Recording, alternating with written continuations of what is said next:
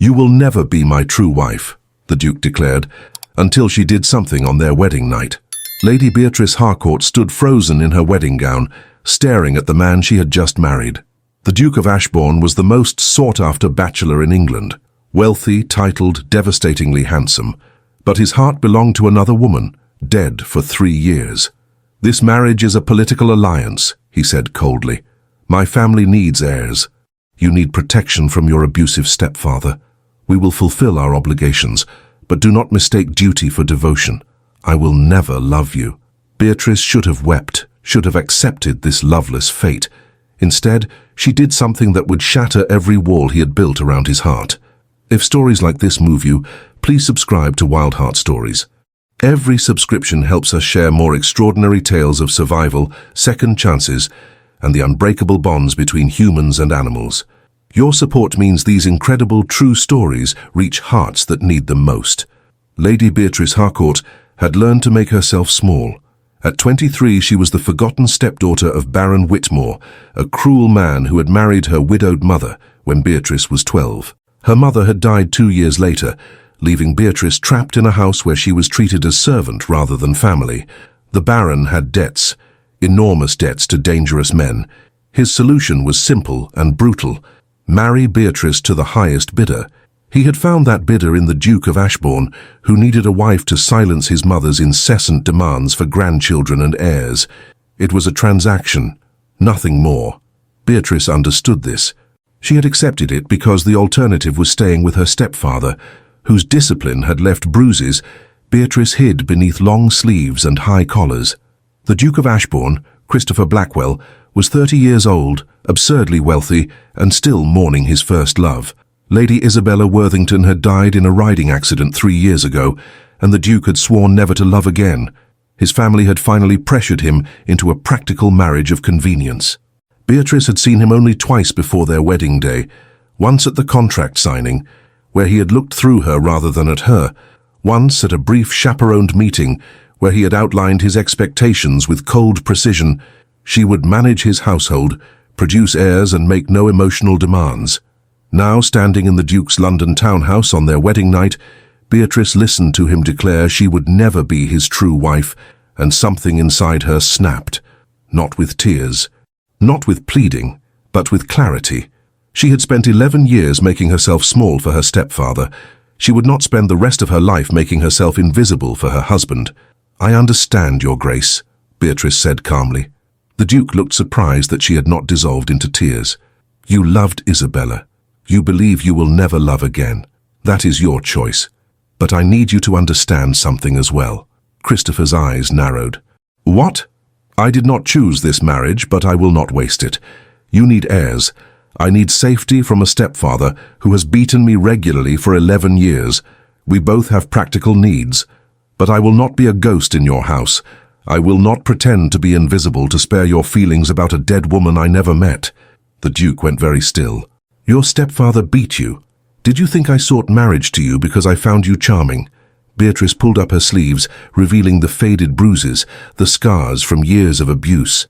"I accepted this arrangement because living with a cold husband is preferable to living with a violent stepfather. So yes, Your Grace, I understand you will never love me, but in return, you will treat me with basic human respect. I will manage your household excellently. I will bear your heirs without complaint, but I will not apologize for existing in your life." She turned toward the adjoining bedroom, paused at the door. "I assume you wish to delay the physical obligations of marriage, given your feelings." Christopher was staring at her arms, at the evidence of abuse, his face unreadable. "Yes, there is no urgency. You have just escaped violence. I will not impose intimacy before you are ready." "Thank you. That is more consideration than I expected." Beatrice entered her bedroom, closed the door, and finally allowed herself to shake. She had just confronted a duke, had shown him her scars, had demanded respect. It was the bravest thing she had ever done, and somehow she had survived it. The next morning, Beatrice woke in the most comfortable bed she had ever slept in. No nightmares of her stepfather's fists. No fear of being dragged from sleep for some imagined transgression. Just silence, soft sheets, and safety. A maid arrived with breakfast on a tray, another luxury Beatrice had never experienced. At her stepfather's house, she had eaten scraps in the kitchen after serving the family. "His Grace requests your presence in his study at 10 o'clock, Your Grace," the maid said, curtsying. "Your Grace." Beatrice was a duchess now. The realization felt surreal. She dressed carefully in a simple blue morning gown, pinned her brown hair in a practical style, and presented herself at the Duke's study precisely at 10. Christopher was seated behind an enormous mahogany desk, reviewing papers. He looked up when she entered, and Beatrice saw something flash in his eyes, surprise perhaps that she had actually come. "Please, sit." He gestured to the chair across from him. "We need to discuss household arrangements." Beatrice sat, folded her hands in her lap, waited. Christopher studied her for a moment. "Last night you showed me your scars. That took considerable courage. Or desperation. I needed you to understand why I accepted this marriage. I understand now, and I apologize for my callousness. I was so focused on my own grief that I did not consider what circumstances might have driven you to accept a loveless match." He paused. "Your stepfather will not be welcome in this house. If he attempts to contact you, my staff has instructions to turn him away. You are under my protection now." Beatrice felt a knot in her chest loosen. "Thank you. As for household management, my mother handled it before her death 2 years ago. Since then, the housekeeper has done her best, but there are decisions that require the mistress's authority. I am giving you full control over domestic matters, staff, social obligations. The budget is generous.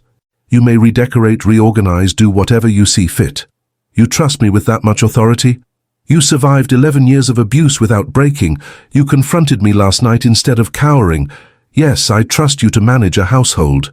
His grey eyes held hers. "I may not be able to give you love, Beatrice, but I can give you respect and resources. That seems a fair exchange." It was more than fair. It was freedom Beatrice had never imagined possessing. Over the following weeks, Beatrice threw herself into transforming Ashbourne House. She met with the housekeeper, the butler, the head cook. She reviewed budgets, reorganized storage, updated furnishings that were decades old. The staff, initially wary of a new duchess, quickly warmed to her. Unlike most noblewomen, Beatrice knew how to work. She had spent years serving in her stepfather's house. She understood the servants' challenges, their needs, their exhaustion. She increased their wages, improved their quarters, established 1 full day off per month, revolutionary for household staff. In return, they gave her fierce loyalty. Christopher observed these changes with something like approval. He had expected a decorative wife who would spend his money on gowns and jewels. Instead, he had a wife who invested in staff welfare and practical improvements. They developed a routine, breakfast together in the morning room, discussing the day's schedules. Christopher would spend most of the day managing his various estates and business interests. Beatrice would manage the household. They would dine together in the evening, making polite conversation about neutral topics. It was cordial, respectful, completely devoid of warmth. Christopher never touched her beyond formal necessities, helping her into a carriage, offering his arm at social functions. He never entered her bedroom, never suggested moving beyond their platonic arrangement. Beatrice told herself this was fine. She had safety, authority, comfort. She did not need affection. But late at night, alone in her grand bedroom, she found herself longing for something more. Not love, necessarily. She knew that was impossible. But connection. Genuine human warmth. The feeling that she mattered to someone beyond her utility. One evening, 2 months into their marriage, Beatrice found Christopher in his study, staring at a portrait. A beautiful woman with golden hair and laughing eyes. Isabella. She was very beautiful, Beatrice said from the doorway. Christopher startled. He had not heard her approach. Yes, she was. Tell me about her. Why would you want to hear about my dead love? Beatrice stepped into the room. Because she shaped you. Because understanding who she was might help me understand why you are the way you are. Christopher looked at her for a long moment. Then, surprisingly, he began to speak. Isabella was everything I was not. Joyful, spontaneous, unafraid of anything. She made me laugh, made me feel alive in ways I had never experienced. We were to marry, but she wanted one more season of freedom before settling into marriage. So she convinced me to let her go riding alone one last time. She fell, broke her neck, died instantly. His voice was flat, drained of emotion by years of repetition. But Beatrice heard the pain beneath it. And you blame yourself. I should have gone with her. Should have insisted she take a groom. Should have controlled her choices, prevented her from being who she was. Beatrice sat in the chair across from him. Your Grace, grief is not the same as guilt. Isabella made her own choices. Her death was a tragedy, not your failure. You sound like my mother. She said the same thing before she died. Then perhaps you should listen. Isabella has been dead for 3 years. How much longer will you punish yourself by refusing to live? Christopher's eyes flashed with anger. You know nothing about what I feel. No, but I know what it is to be trapped in the past. I spent 11 years waiting for my stepfather to change, to show me kindness, to stop hurting me. He never did. I could have spent the rest of my life waiting, hoping, trapped by what I wished could be different, or I could accept reality and build something new. That is what I am trying to do here. You could do the same. Christopher stood abruptly. I did not ask for your counsel, Beatrice. No. You asked for a wife who would make no emotional demands. But perhaps that is exactly what you need. Someone who refuses to let you hide in your grief forever. She left before he could respond, her heart pounding. She had pushed too hard, said too much. He would retreat even further now, but she could not regret it. Someone needed to challenge Christopher's self-imposed exile from life. If that someone had to be his unwanted wife, so be it. To Beatrice's surprise, Christopher sought her out the next morning. He found her in the conservatory, reviewing plant inventories with the head gardener. May I speak with you? Privately? The gardener excused himself quickly. Christopher waited until they were alone before speaking. You were right. Last night. About Isabella. About my grief becoming a prison. He looked uncomfortable, as if the admission cost him. My mother said similar things before she died. I dismissed her concerns. But hearing you say it, someone with no obligation to care about my emotional state, it struck differently. Beatrice set down her ledger. I overstepped. I apologize. Do not apologize. You were honest. That is more valuable than false deference. He paused. I want to try something. A compromise between my isolation and your directness. We are married. We live in the same house. Perhaps we could attempt actual friendship. Not love, not romance, but genuine companionship. Conversation beyond polite small talk. Shared interests. What interests do we share? I do not know. That is what we would discover. Beatrice felt something flutter in her chest. Hope, dangerous and fragile. I would like that. Very much. Over the following weeks, they began spending more time together. Not out of obligation, but genuine interest. Christopher discovered Beatrice was widely read, despite her stepfather's attempts to restrict her education. She had stolen books from his library, read by candlelight after everyone slept, educated herself through sheer determined curiosity. They discussed literature, history, politics. Christopher was surprised by the depth of her knowledge and the sharpness of her insights. Beatrice was surprised by how animated Christopher became when discussing topics that interested him. He took her riding carefully on gentle horses after learning she had never been properly taught. When she fell during her third lesson, landing hard in the mud, Christopher rushed to her side in panic. Are you injured? Should I call for a doctor? Beatrice was laughing. Actually laughing, covered in mud, delighted by the absurdity. I am fine, just muddy and ridiculous. Christopher stared at her, something shifting in his expression. You are laughing. You fell off a horse and you are laughing. Because it is funny. Because I am safe enough to find it funny instead of terrifying.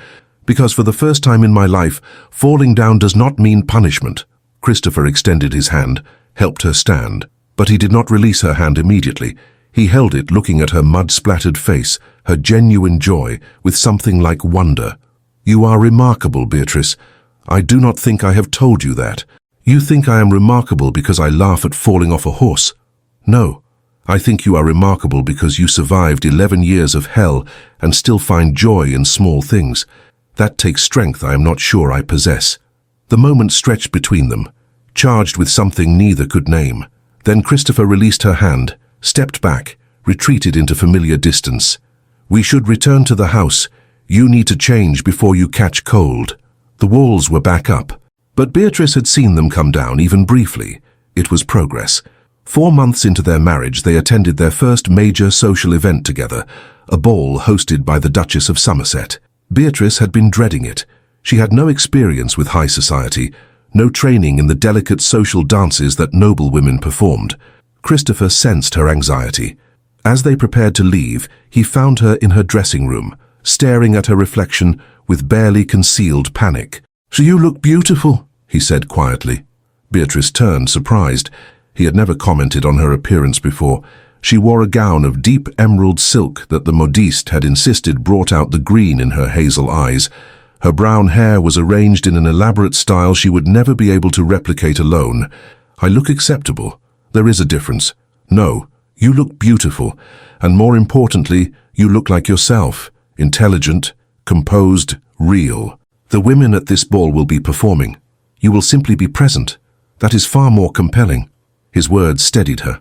They arrived at Somerset House, and Beatrice felt the weight of hundreds of eyes assessing her.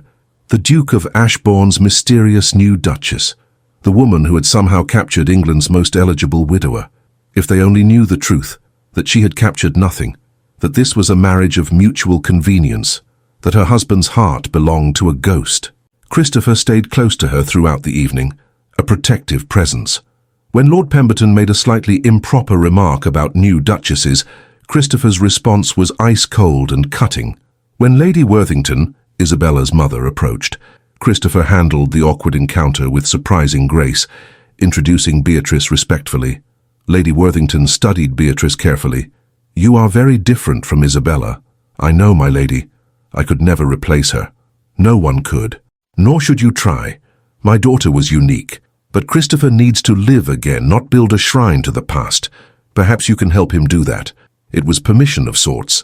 Acknowledgement that Beatrice had her own value, even if she was nothing like the woman Christopher had loved. During a waltz, Christopher held Beatrice properly for the first time, hand at her waist, their bodies moving together in the intimate space the dance allowed. Beatrice was acutely aware of his proximity, his warmth, the strength in his movements. "You dance well," Christopher observed. "I practiced. I knew I would embarrass you if I stumbled through this evening."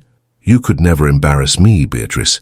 You have more natural dignity than half the women in this ballroom." The compliment, delivered with simple sincerity, made Beatrice's chest tighten. She was developing feelings for her husband, real feelings, despite knowing he would never return them. It was foolish, dangerous, but Beatrice could not seem to stop it. After the ball, in the carriage ride home, Christopher was unusually quiet. Finally, he spoke. "I have been thinking about what you said, about living versus existing, about building something new instead of remaining trapped in the past. Yes, I think I am ready to try, to actually be married, not just legally bound, to share more than polite conversation and separate bedrooms." Beatrice's heart began to race. "What are you suggesting?"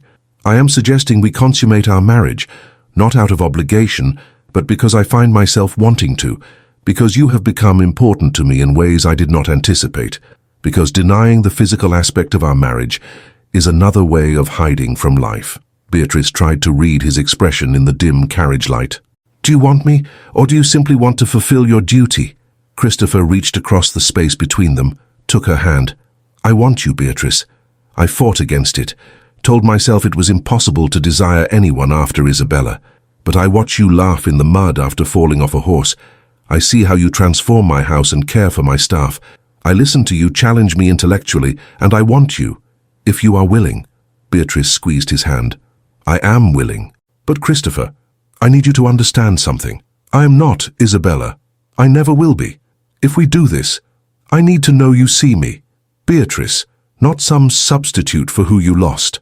Christopher moved to sit beside her, cupped her face in his hands with surprising gentleness. "I see you, Beatrice, only you. You are nothing like Isabella, and that is exactly why this feels different. Real, not a recreation of what I lost, but something entirely new." He kissed her then, in the darkness of the moving carriage. It was tentative at first, as if he had forgotten how to be intimate with another person. But when Beatrice responded, threading her fingers through his hair, the kiss deepened into something that felt like both discovery and homecoming. When they arrived at Ashbourne House, Christopher helped her from the carriage with unusual attentiveness. They climbed the stairs together, paused outside Beatrice's bedroom door. "Are you certain?" Christopher asked. "We can wait. There is no urgency." Beatrice was terrified. She had never been with a man, had no idea what to expect beyond clinical descriptions from books, but she trusted Christopher in a way she had never trusted anyone. I am certain. What happened that night was not perfect. It was awkward, occasionally uncomfortable, punctuated by nervous laughter and whispered reassurances, but it was also tender, patient, and by the end, genuinely pleasurable. Afterward, Christopher held her, and Beatrice felt something shift between them, an intimacy that went beyond physical, a vulnerability they had both been protecting themselves from. "Stay with me tonight," Beatrice whispered. "Do not retreat to your room." Christopher tightened his arms around her. "I will stay, if you are certain you want me here." "I have never been more certain of anything." They fell asleep tangled together, and for the first time in 3 years, Christopher slept without nightmares. The next morning, Beatrice woke to find Christopher watching her with an expression she had never seen before, something tender, wondering, almost reverent. "What are you thinking?" she asked. "That I am grateful. That you pushed me when I needed pushing. That you refused to let me hide in grief forever. That somehow, despite everything, we have built something real here. But you do not love me." Beatrice said it gently, without accusation, just acknowledging reality. Christopher was quiet for a long moment. "I am not sure what love feels like anymore. I thought I knew with Isabella. But what I feel for you is different, steadier, less dramatic but somehow more profound. I respect you. I desire you. I find joy in your company. I want your happiness. If that is not love, it is close enough to matter." It was not a declaration of eternal devotion, but coming from Christopher, it was everything. Over the following months, their marriage transformed from convenient arrangement to genuine partnership. Christopher began consulting Beatrice on estate matters, valuing her practical insights. Beatrice began sharing her own vulnerabilities, her nightmares about her stepfather, her fears of inadequacy, her struggle to believe she deserved the life she now had. They became each other's safe harbor. Christopher learned to open up about his war against grief, his guilt over Isabella's death, his fear that allowing himself to be happy again somehow betrayed her memory. Beatrice listened without judgment, offered perspective without pressure. 6 months into their marriage, Beatrice realized she had missed her monthly courses. The physician confirmed what she suspected. She was with child. When she told Christopher, his reaction was complex, joy mixed with terror. "What if I fail this child the way I failed Isabella? What if my inability to protect the people I care about is fatal?" Beatrice took his hands. "You did not fail Isabella. You cannot control every outcome, prevent every accident. All you can do is show up, love as best you can, and trust that it is enough." "Is it enough? For you?" "Christopher, you have given me safety, respect, partnership, and now genuine affection. You have exceeded every hope I had for this marriage. Yes, it is enough. More than enough." The pregnancy was difficult. Beatrice suffered severe morning sickness that lasted well into her second trimester. Christopher was attentive to the point of obsession, hovering, worrying, driving the household physician to distraction with constant questions. "You need to calm down," Beatrice told him one afternoon when he insisted she rest instead of reviewing household accounts. "Women have been having babies since the beginning of time. I will survive this." Isabella's mother nearly died in childbirth. Isabella herself was a difficult birth. The risks are the same for every woman. "Christopher, I appreciate your concern, but you cannot protect me from every possible danger by wrapping me in cotton wool. I need to live, not just exist safely." Christopher looked stricken. "I cannot lose you, Beatrice. I have only just found you. If something happened during childbirth, if I had to choose between you and the child..." "Stop. Do not think about hypotheticals that may never occur. Focus on now, on the fact that I am healthy, the pregnancy is progressing normally, and we have months before we need to worry about birth." But Christopher's fear did not abate. If anything, it intensified as Beatrice's pregnancy advanced. He became overprotective, restricting her activities, insisting she rest constantly. Beatrice understood it came from love, but it was suffocating. 7 months into the pregnancy, they had their first real argument. "I am taking the carriage to visit the tenants on the east property," Beatrice announced at breakfast. "Several families have children recovering from illness. I want to bring supplies." "Absolutely not. The roads are terrible after last night's rain. You could be jostled, thrown from the carriage. Christopher, I am pregnant, not made of glass. I have been visiting tenants weekly for months without incident. That was before you were this far along. The risk of me going mad from being confined to this house is greater than any risk from a carriage ride. I am going. As your husband, I forbid it. Beatrice stood, her eyes flashing. As my husband, you do not own me. This marriage is a partnership, not a dictatorship. I have been patient with your fears, but this ends now. I will not spend the next 2 months imprisoned in this house because you cannot manage your anxiety. Christopher stood as well, his face pale. Beatrice, please, I am asking you to be reasonable. I am being perfectly reasonable. You are the one being irrational. Christopher, I understand you are afraid. I know you lost Isabella suddenly, traumatically. I know you fear losing me the same way, but you cannot prevent loss by controlling every aspect of my life. That is not protection. That is prison. She left before he could respond, took the carriage to the east property against his wishes. The visit went perfectly. No accidents, no complications. But when Beatrice returned, Christopher was waiting in the drawing room, his face a mask of fury and fear. How dare you defy me? How dare you risk yourself and our child because you needed to prove a point? I was not proving a point. I was fulfilling my responsibilities as Duchess. Those families needed supplies. I provided them. Your responsibility is to keep yourself and my heir safe. My responsibility is to live a meaningful life, not just survive in a gilded cage. Beatrice felt tears of frustration. Christopher, I love you, but I will not let fear rule our marriage. If you cannot trust me to make reasonable decisions about my own safety, then we have a serious problem. The words hung between them. I love you. Beatrice had not meant to say it, had not planned this confession during an argument. But there it was, exposed and vulnerable. Christopher went very still. What did you say? You heard me.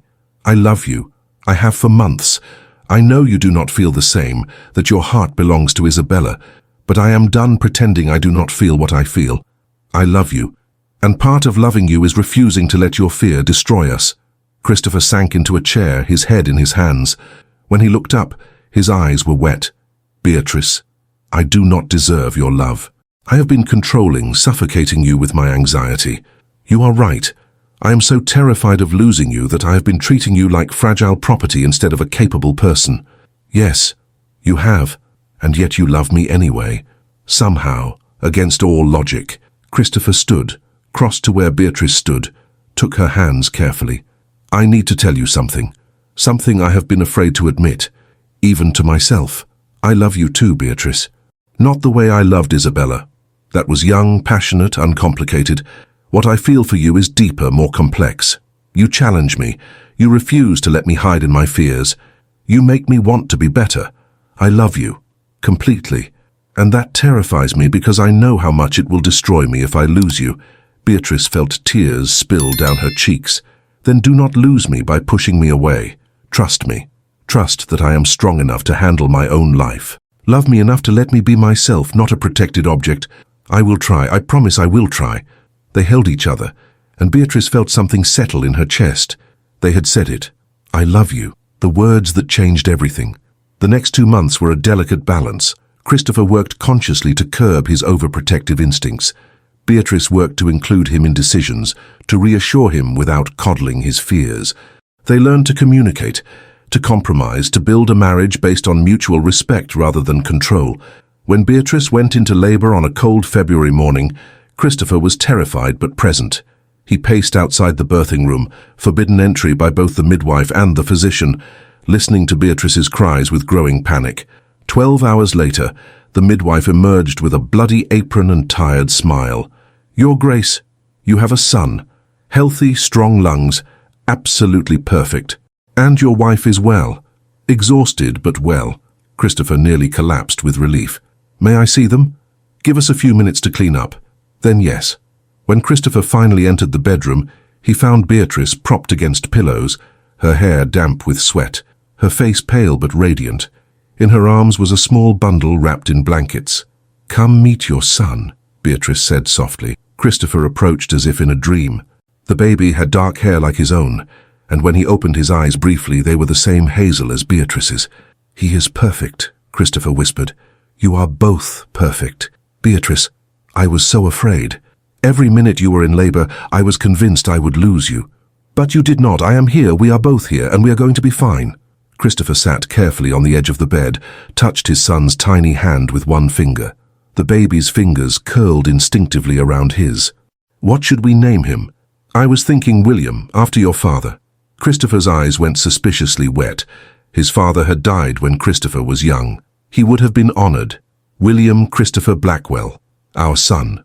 Over the following weeks, Christopher discovered fatherhood. He was awkward at first, terrified of holding William incorrectly or somehow damaging him. But William had no such fears. He would settle peacefully in his father's arms, staring up at Christopher's face with complete trust.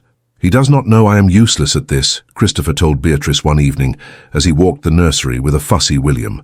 You are not useless. You are learning. There is a difference. Christopher looked at his wife, nursing William in the rocking chair, her hair in a simple braid, her gown stained with baby spit-up, and felt overwhelming love. I need to tell you something. Something I should have said months ago. Tell me.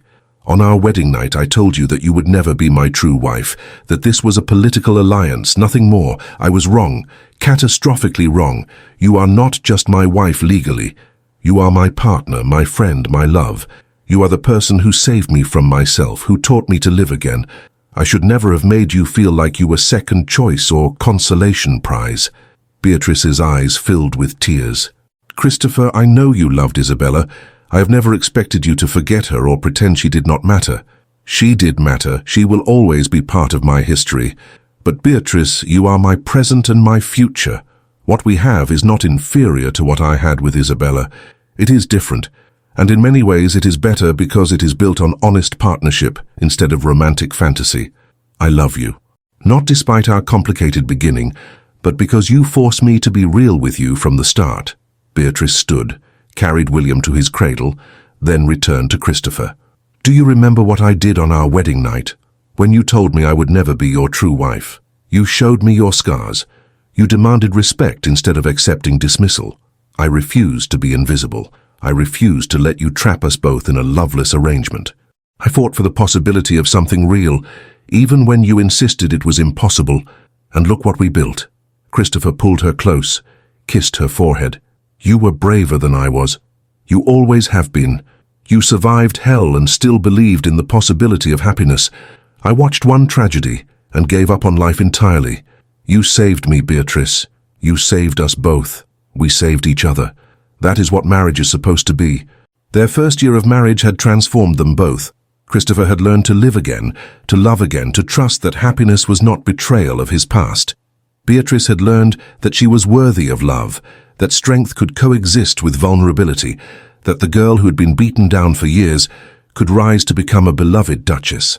As William grew, the household transformed. What had been a quiet, formal residence became filled with life. A baby's cries, a mother's lullabies, a father's laughter. The staff, who had served Christopher through his years of grief, remarked that his Grace was finally himself again. When William was 6 months old, Christopher took Beatrice to visit Isabella's grave. It was the first time Beatrice had been to the family cemetery, the first time Christopher had visited since his wedding. They stood before the elegant headstone. Isabella Marie Worthington, beloved daughter gone too soon.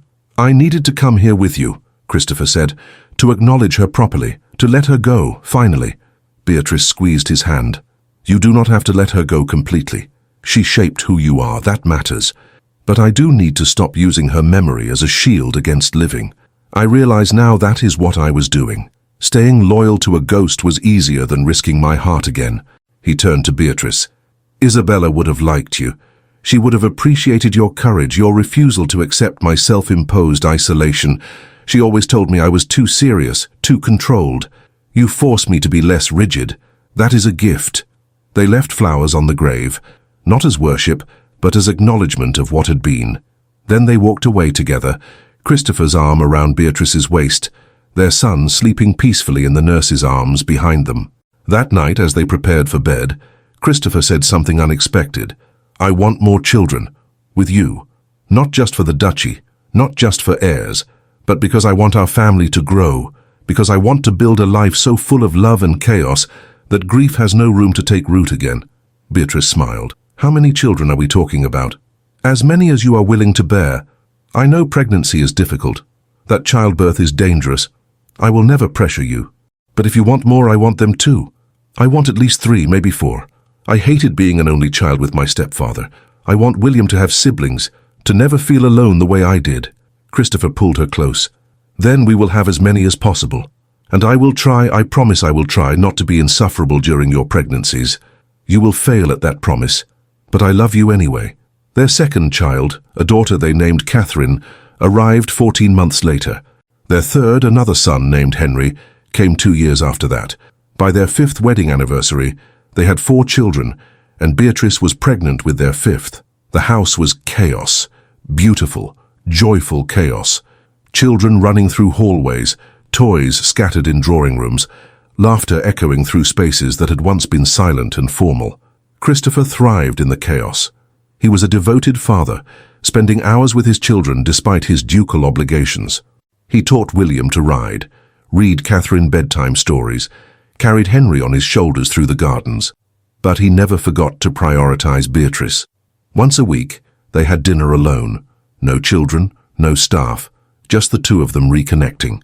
They would talk about everything and nothing, reminding themselves that they were not just parents but partners, lovers, friends. "Do you ever regret it?" Christopher asked one evening during one of their private dinners. "Marrying me. You could have waited, found someone who loved you from the start instead of making you fight for every scrap of affection." Beatrice set down her wine glass. "Christopher, I fought for our marriage because I saw something worth fighting for. You were broken, yes, closed off, determined to live half a life, but underneath that I saw decency, intelligence, the capacity for deep love even if you had forgotten how to access it. I do not regret fighting for us. I regret nothing about our marriage. Even that first night, when I told you that you would never be my true wife, especially that night, because that was when I decided I would not accept a loveless existence. That was when I chose to fight. If you had been kind from the beginning, I might have settled for pleasant companionship. Your coldness forced me to demand more, to demand everything, and look what we built because I refused to settle." Christopher stood, pulled Beatrice to her feet, held her close. "You terrified me that night, this small, scarred woman confronting a duke, demanding respect. I had never met anyone like you. I think part of me fell in love with you then, even though I was too stubborn to admit it. Part of you was attracted to my audacity. Love came later, earned through hundreds of small choices to show up for each other. And I will keep showing up, for the rest of our lives. That is my vow to you, Beatrice. Not the vows I spoke at our wedding when I was still closed off, but the vow I make now, knowing exactly who you are and how extraordinary you are. I will show up, every day, in all the ways that matter." Beatrice kissed him, long and deep, the kind of kiss that still made her heart race even after 5 years of marriage. "I will show up too, for all the chaos, all the beautiful mess we are building together."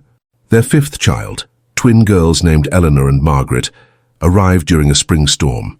The birth was difficult, twins often were, and for several terrifying hours the physician was concerned about complications. Christopher sat outside the birthing room, praying to a God he had spent years being angry at. "Please, I know I have no right to ask for anything. I know I spent years bitter and closed off, but please, let them be safe. All 3 of them. I cannot lose Beatrice. I cannot." William, now 5 years old, sat beside his father with the solemnity of someone much older. "Mama will be fine, Papa. She is the strongest person in the world." Christopher pulled his son close. "Yes, she is. She is braver than I ever was, stronger than I ever was. I am lucky she chose me." When the midwife finally emerged, her apron bloody but her expression relieved, Christopher nearly collapsed. "Your Grace, you have 2 daughters, identical twins, both healthy. And your wife is exhausted but well. She wants to see you." Christopher entered to find Beatrice pale but smiling, a baby in each arm. "Meet your daughters. They are perfect. Absolutely perfect." Christopher knelt beside the bed, looked at his wife and daughters, and felt overwhelming gratitude. This family, this life, this love. All of it had seemed impossible 6 years ago when he stood in cold isolation, convinced he would never feel anything again. Beatrice had changed everything. had refused to let him waste his life grieving what could not be changed, had demanded that he live, love, participate in the messy reality of family and connection.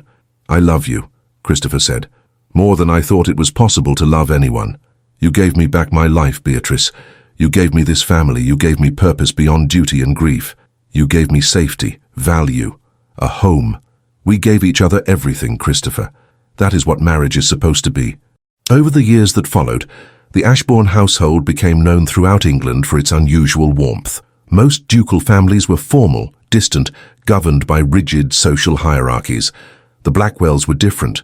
Their children were taught alongside tenant children in the estate school Beatrice had established.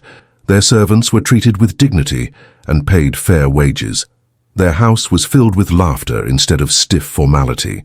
Society gossiped about the eccentric Duchess, who insisted on educating poor children, and the Duke, who was absurdly devoted to his wife and children. But Christopher and Beatrice did not care about society's opinions.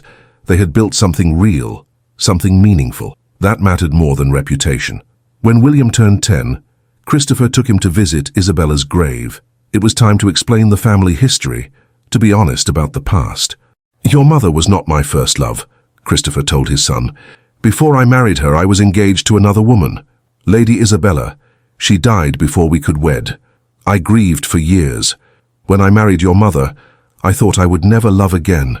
William, mature beyond his years, asked quietly, "But you did love Mama?" "Yes, completely. But it took time. Your mother was patient with me. She refused to let me hide in the past. She demanded I live in the present. That is why our family exists, William, because your mother was brave enough to fight for a man who was too broken to fight for himself." "Will you tell me about Lady Isabella?" Christopher talked about his first love honestly, her joy, her spontaneity, her tragic death. He did not hide or minimize it. Isabella had been important. Her loss had shaped him, but she was past, and Beatrice was present. Both could be true without diminishing either. William listened carefully, then said something wise. "Mama says that love is not competition, that we have enough heart to love many people. I think it is the same for you, Papa. Loving Lady Isabella does not mean you love Mama less. They are different loves for different times in your life." Christopher embraced his son, impressed by his understanding. "You are right, and that wisdom comes from your mother. She has been teaching you well." That evening, Christopher found Beatrice in the library, reading while their younger children played at her feet. Eleanor and Margaret, now 3, were building block towers. Henry, age 6, was attempting to read alongside his mother. Catherine, age 8, was drawing in her sketchbook. Christopher stood in the doorway, watching this scene of domestic tranquility, and felt profound peace. This was his life now. Not perfect, not always easy, but real and full, and worth every moment. Beatrice looked up, caught him watching, smiled. "Are you going to stand there all evening, or will you join us?" Christopher entered, settled into the chair beside her, pulled Margaret onto his lap, when she immediately abandoned her blocks to climb him like a tree. "I took William to Isabella's grave today. We talked about the past." Beatrice set her book aside, gave him her full attention. How did he handle it? With remarkable maturity. He said something profound, that love is not competition, that I can honor what I had with Isabella while fully loving you. He is 10 years old, and wiser than I was at 30. He learned that from watching us, from seeing that you talk about Isabella without shame or excessive grief, that I respect what she meant to you. Children absorb what they observe more than what they are told. You have never been jealous? Not once. Why? Beatrice considered the question carefully. Because jealousy requires insecurity, wondering if you are enough, if you measure up, if you might be replaced. I have never doubted that you love me, Christopher. You show me every day through actions, not just words. How could I be jealous of a woman you loved years ago when you choose me every single day now? Christopher leaned over, kissed her temple. You are extraordinary. I hope our daughters grow up to be like you, strong, secure, certain of their worth. And I hope our sons grow up to be like you, capable of deep love, willing to do the hard work of emotional growth, present in their children's lives. They sat together as evening fell, surrounded by their children, building the kind of family neither had experienced growing up. Christopher had lost his father young and his mother to illness. Beatrice had lost her mother and suffered abuse from her stepfather. They were determined to give their children something different: safety, love, stability. 10 years into their marriage, Beatrice was reviewing estate accounts when she found a discrepancy. Money being diverted to an account she did not recognize. Not a large amount, but consistent over many months. She brought it to Christopher's attention. "Do you know what this is? £500 monthly to an account listed only as special allocation." Christopher looked uncomfortable. "Yes, I know what it is. Are you going to tell me? Or do we have secrets now?" Christopher sighed. "It is not a secret exactly. I simply did not want to make a production of it. The money goes to your stepfather." Beatrice felt ice in her stomach. "What? Not to him directly. To pay his debts. To keep him from debtor's prison. I have been doing it since our marriage. Why? After what he did to me. Why would you give that man anything?" Christopher took her hands. "Because you asked me once what love looks like. I think it looks like protecting the people you love from pain, even when they do not know you are doing it. Your stepfather is a terrible man, but if he went to prison, if he died in poverty, you would feel guilt. You would wonder if you should have helped. I did not want you carrying that burden." Beatrice felt tears burn her eyes. "Christopher, you have been protecting me from guilt over a man who beat me for years." "Yes. Is that wrong? Should I have let him suffer the consequences of his choices? I do not know.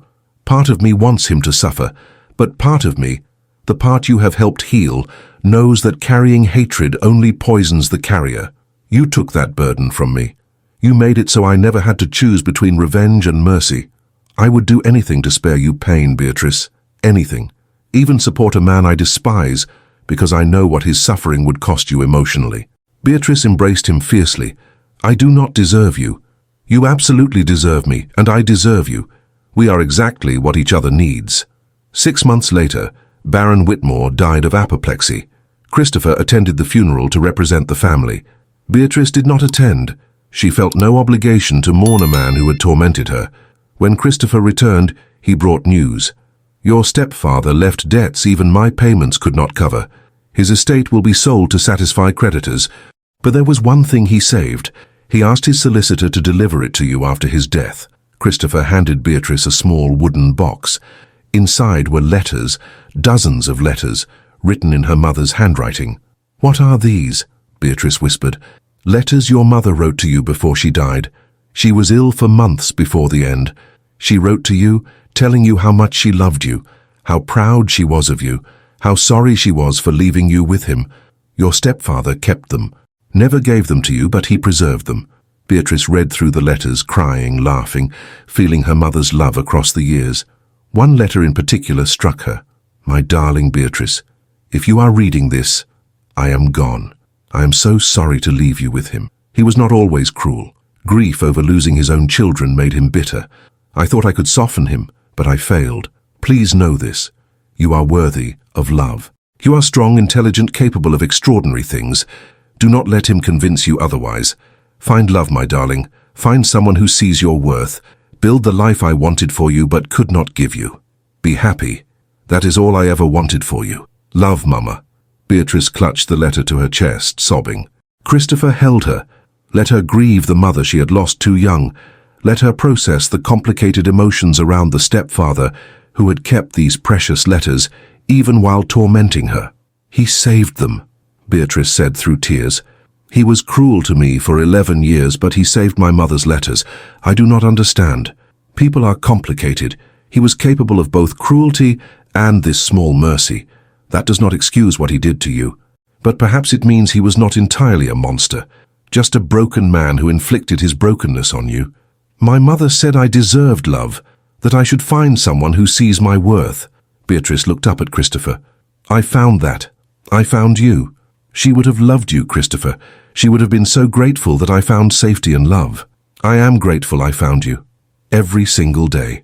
Beatrice kept her mother's letters in a special box, read them to her daughters as they grew older. Catherine, Eleanor, and Margaret learned about the grandmother they never met, about strength and love and perseverance. 15 years into their marriage, William prepared to attend Oxford. Christopher and Beatrice stood together watching their eldest son pack, both feeling the bittersweet ache of children growing up. "He is so like you," Beatrice observed. "Serious, intelligent, thoughtful, but he also has your capacity for deep feeling. He will make some woman very happy someday. I hope he finds what we found. Not immediately. God knows I was too young and stupid to appreciate it when I first loved. But eventually, someone who challenges him, refuses to let him hide, demands his best self. Someone like I was with you. Christopher pulled her close. Exactly like you were with me. You saved my life, Beatrice. I was dying slowly in grief and isolation. You refused to let me waste my life. You demanded I live.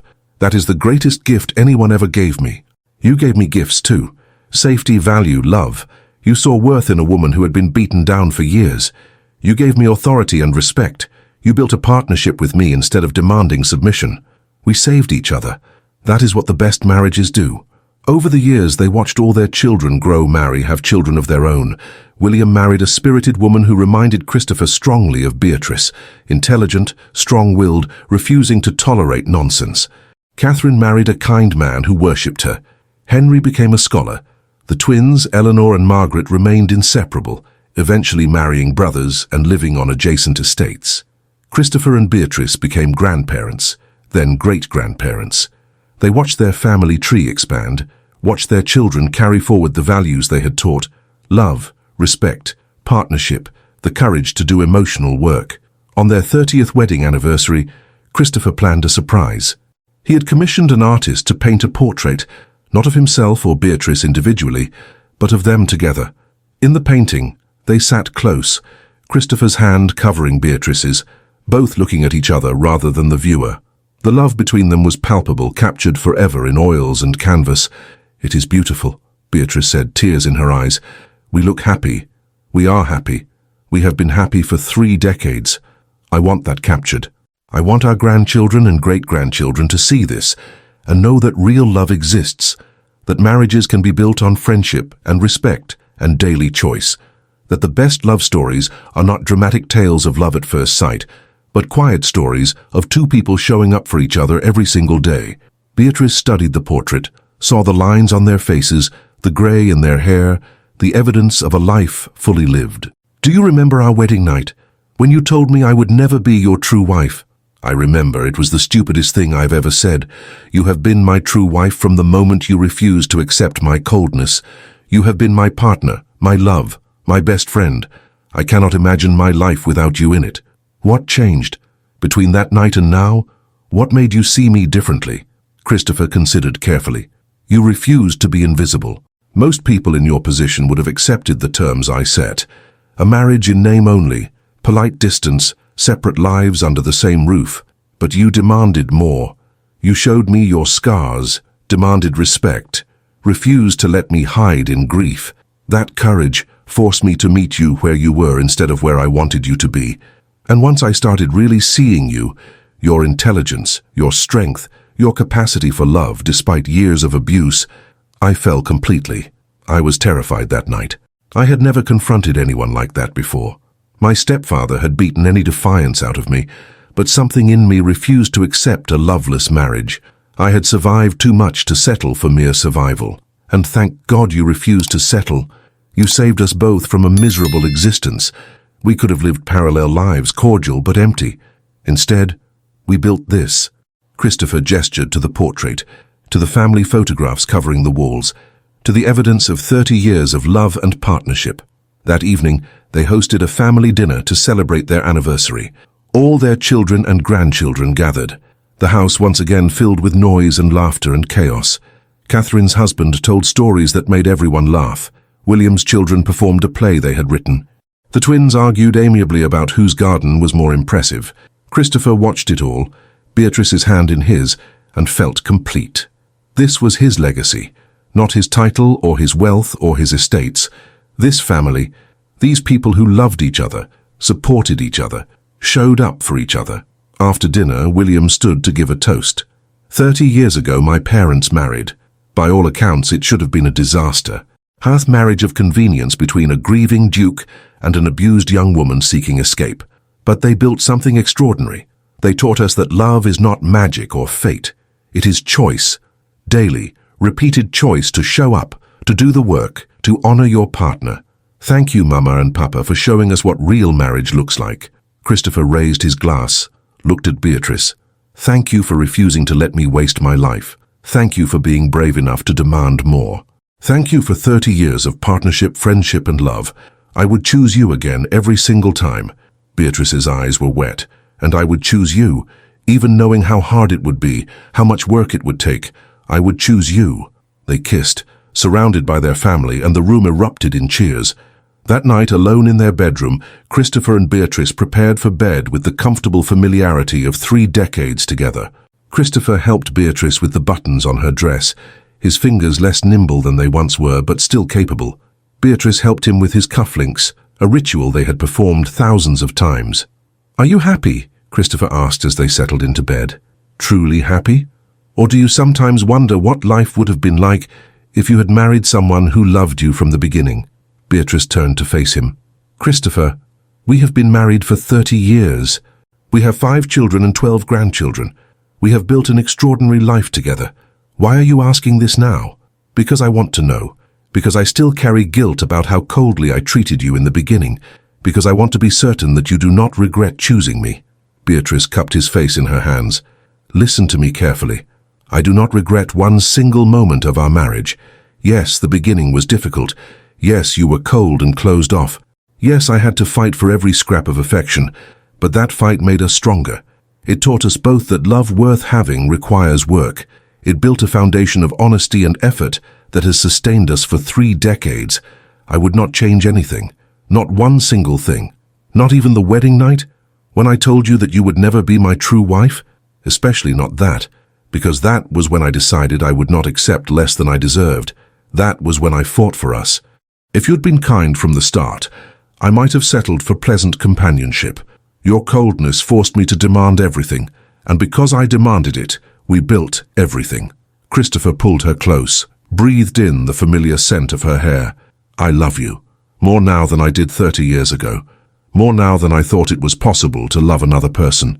You are my true wife, Beatrice. My only wife, the love of my life. And you are the love of mine. Not because it was easy, but because we chose it. Every single day we chose each other. That is what makes it real." They fell asleep, tangled together, the same way they had slept for 30 years. And Christopher dreamed not of loss or grief or the past, but of the present. Of grandchildren playing in gardens, of family dinners filled with laughter, of a wife who had saved him from himself. 35 years into their marriage, Beatrice fell ill. It started as a cough, progressed to difficulty breathing, eventually confined her to bed. The physicians tried everything, but the illness was progressive, incurable. Christopher refused to leave her side. He moved his work to her bedroom, conducted all business from the chair beside her bed. Their children visited daily, bringing grandchildren and great-grandchildren to spend time with her. Beatrice faced her illness with the same courage she had faced everything else in her life. "I am not afraid," she told Christopher one evening. "I have lived a full life. I have loved and been loved. I have no regrets. I am not ready to lose you. I know. But Christopher, we have had 35 years together. That is more than most people get. We built something beautiful. That does not end when I die. It lives on in our children, our grandchildren, the values we taught them." Christopher took her hand, carefully avoiding the places where her skin had become thin and bruised. "I do not know how to exist without you. You have been my anchor, my purpose, my reason for living for 3.5 decades. How do I continue when you are gone? The same way you continued after Isabella died. You grieve, you hurt, and eventually, you find a way to carry the love forward instead of being destroyed by the loss. But Christopher, this is different from Isabella. You were young then, isolated in your grief, convinced you would never recover. Now you are surrounded by family. You have children who love you, grandchildren who need you. You will not be alone this time. It will still destroy me. Yes, but you will survive the destruction. You are stronger than you think. I have watched you become stronger over 3 decades. You will grieve me, please grieve me. But you will also keep living. Promise me that. Promise me you will not retreat into isolation again." Christopher felt tears streak down his face. "I promise. I will stay present for our family. I will keep living. But Beatrice, understand that a part of me dies with you, the best part. No. The best parts of you will continue. Your capacity for love, your devotion to family, your willingness to do hard emotional work. Those are not dependent on me. Those are who you are now." Over the following weeks, Beatrice grew weaker, but she remained lucid, present, determined to spend her remaining time meaningfully. She wrote letters to each of her children, her grandchildren, even several great-grandchildren. She shared memories, offered advice, told them how proud she was of the people they had become. To William, she wrote, "You are so like your father, serious, thoughtful, carrying the weight of responsibility heavily. But remember what I taught him. Life is meant to be lived, not just endured. Find joy in small things. Laugh with your children. Love your wife extravagantly. That is the real measure of success." To Catherine, she wrote, "You have inherited my stubbornness and my refusal to accept limitations. Use those gifts wisely. Fight for what matters. Stand up for those who cannot stand up for themselves. Make the world better by refusing to accept that things must remain as they are." To Henry, she wrote, "Your love of learning reminds me of myself at your age. Never stop asking questions, seeking knowledge, challenging assumptions. But remember that intelligence without compassion is cold and useless. Use your mind to serve others, not just to prove your own cleverness." To the twins, Eleanor and Margaret, she wrote identical letters. "You two have shown me that love multiplies instead of dividing. Your bond is precious, protect it. Support each other through whatever comes. And remember that strength comes in many forms. Sometimes the strongest thing you can do is ask for help." To Christopher, she wrote the longest letter. She poured out 35 years of love, gratitude, and hard-won wisdom. She thanked him for seeing her worth when she could not see it herself. She thanked him for growing alongside her, for doing the difficult work of opening his heart again. She reminded him that their love story was not perfect, but it was real and valuable and worth celebrating. "When I die," she wrote, "you will want to build a shrine to our marriage, to make me into something perfect and untouchable, the way you did with Isabella. Do not do that. Remember me as I actually was, stubborn, opinionated, sometimes too blunt. Remember our arguments, our struggles, the times we failed each other. Remember the whole truth of our marriage, not just the beautiful parts. That is how you honor what we built, by being honest about it." One cold morning in March, Beatrice's breathing became labored. The physician said it was a matter of hours, perhaps less. Christopher gathered their children, sent for grandchildren, filled the bedroom with family. Beatrice looked at each of them, smiled weakly. "Do not be sad. I have had a wonderful life. I have been loved extraordinarily well. That is all anyone can hope for." William knelt beside the bed, took her hand. "Mama, you taught us everything important. How to love, how to stand up for ourselves, how to build lives worth living. Thank you. Take care of your father. He will pretend to be fine. He will throw himself into work, into duty. Do not let him isolate himself. Make him show up for family dinners. Make him play with his great-grandchildren. Make him live," Catherine promised through tears. We will take care of him." Beatrice looked at Christopher, who sat beside her holding her other hand. "Walk me to the window? I want to see the garden one last time." Christopher lifted her carefully. She weighed almost nothing now, and carried her to the window. Spring was arriving. Daffodils were blooming. The trees were budding. Life continuing despite death. "It is beautiful," Beatrice whispered. "Promise me you will keep the gardens beautiful. Promise me you will walk here and remember all the times we walked together." "I promise. Every day. I will walk the gardens and talk to you, tell you about our grandchildren, keep you present even when you are gone." Beatrice smiled. "I love you, Christopher Blackwell. I have loved you since the day I refused to let you dismiss me. I have loved you through every argument, every challenge, every beautiful moment. Thank you for giving me a life I never dared dream possible. I love you, Beatrice. You saved me. You taught me what real love looks like. You gave me everything that matters." Christopher carried her back to the bed. Surrounded by their children and grandchildren, Beatrice's breathing slowed, became peaceful. She looked at each face one final time, then closed her eyes.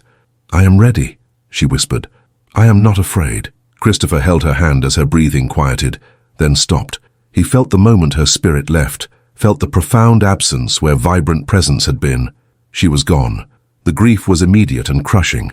Christopher felt like he could not breathe, could not think, could not exist in a world without Beatrice in it. But he was not alone this time. His children surrounded him, held him, grieved with him. William, now a man of 45 with grey in his own hair, embraced his father. "We will get through this together, Papa," as a family, the way Mama would want. The funeral was enormous. Beatrice had touched hundreds of lives, servants she had treated with dignity, tenant families she had helped, children she had educated through the schools she established. They all came to pay respects to a duchess who had been genuinely loved, not just respected. Christopher delivered the eulogy himself, though his voice broke multiple times. My wife taught me that love is choice. Daily, repeated choice to show up, to do the work, to honor your partner. She chose me every single day for 35 years. Even on our wedding night, when I told her she would never be my true wife, she chose to fight for our marriage instead of accepting my coldness. That choice, her refusal to settle for less than she deserved, built everything we became. He paused, gathered himself. Beatrice came into my life when I was broken, hiding in grief, convinced I would never feel again. She refused to let me waste my life. She demanded I live, love, participate in the messy reality of family and connection. Every good thing in my life, my children, my grandchildren, this family we built, exists because Beatrice was brave enough to demand more. I will miss her every day for the rest of my life, but I will also celebrate what we built. That is how I honor her memory, by continuing to live the way she taught me. After the funeral, Christopher struggled. The house felt empty without Beatrice's presence. He went through the motions of daily life, but everything felt hollow, mechanical, drained of meaning. His children noticed. William, Catherine, and Henry began taking turns staying with him, refusing to let him isolate himself. The grandchildren visited constantly, filling the house with noise and life. One afternoon, Christopher's great-granddaughter, a precocious 5-year-old named Beatrice in honor of her great-grandmother, climbed into his lap. "Why are you sad, great-papa?" "Because I miss great-grandmama very much. But she is not really gone. Mama says she lives in our hearts, in our memories. Is that true?" Christopher felt tears burn his eyes. "Yes, little one, that is true. She lives in all of us. In the lessons she taught, the love she gave, the values she instilled. She is not truly gone as long as we remember her. Then you should not be so sad. You should tell stories about her. That is what Mama does when she misses people who died. She tells stories so they stay alive." Christopher realized the child was right. Beatrice had asked him to remember the whole truth of their marriage, the struggles and the triumphs, the failures and the growth. Telling those stories was how he kept her alive. He began gathering the family weekly for dinner, the way he and Beatrice had always done. After dinner they would share stories, memories of Beatrice, lessons she had taught, funny moments, difficult moments, the full truth of who she had been. Christopher told them about the wedding night, about Beatrice showing him her scars and demanding respect. Your grandmother refused to be invisible. That courage changed everything. Catherine told them about learning to stand up for herself by watching her mother confront injustice without fear. Mama taught me that being polite is not the same as being silent, that sometimes love means speaking difficult truths. William told them about the countless times Beatrice had mediated between him and Christopher when they disagreed. She never took sides. She made us both articulate our positions, find common ground, remember we loved each other despite disagreements. She taught me that family is worth fighting for, not fighting against. The stories kept Beatrice present, kept her values alive, kept her influence continuing through generations. 3 years after Beatrice's death, Christopher commissioned a second portrait. This one showed Beatrice alone, not as she had been in her final illness, but as she had been in her prime, strong, intelligent, looking directly at the viewer with the same courage she had shown that first wedding night. He hung it in the main hall, where every person entering Ashbourne House would see it first. Beneath it, he placed a plaque with words he had written himself. Lady Beatrice Blackwell, Duchess of Ashbourne. She refused to be invisible. She demanded respect, love, and partnership when the world offered her only duty and silence. She saved not just herself, but everyone who had the privilege of knowing her. May we all have her courage to fight for the lives we deserve. 5 years after Beatrice's death, Christopher's health began failing. He was 70 years old, had lived a full life and increasingly felt ready to rest. His children gathered at Ashbourne House, knowing the end was near. Christopher lay in the same bed where Beatrice had died, surrounded by the same family. But where Beatrice had faced death with calm acceptance, Christopher faced it with eager anticipation. "I am going to see her again," he told William. "I do not know what comes after death, But if there is anything, she will be there. And she will have a list of everything I did wrong in the 5 years since she died." William laughed through tears. "She absolutely will. She will tell you that you should have remarried, should have found companionship, should not have spent 5 years alone. And I will tell her that I had the great love of my life. I needed no other. She was enough for 35 years of marriage and 5 years of memory. How could anyone else compare?" Catherine held his hand. "Papa, you gave us an extraordinary example of what marriage should be. Not perfect, not easy, but real and built on choice and work. Thank you for showing us that love is possible, even after devastating loss." Christopher looked at each of his children, his grandchildren, the great-grandchildren who filled the room. "Your mother and I built this family, these values, this legacy of love. That continues after I am gone. Promise me you will keep choosing each other, keep showing up for each other, keep doing the work of family." They promised, and Christopher closed his eyes, feeling peaceful. He died that evening quietly, surrounded by love. His last words were, "Beatrice, I am coming home." The funeral was held beside Beatrice's grave. Christopher's body was laid to rest next to hers, their headstones side by side. The inscription on Christopher's stone read, "Christopher Blackwell, Duke of Ashbourne." He learned to love again. He built a family. He chose life over grief. He was saved by a woman brave enough to demand his best self. On the day of the funeral, William found a letter in his father's desk, addressed to the family. He read it aloud at the gathering after the burial. "My dearest children, grandchildren, and great-grandchildren, by the time you read this, I will be gone. I hope I am with your mother again, annoying her with my presence, making her laugh with stories of how her great-grandchildren are exactly as stubborn as she was.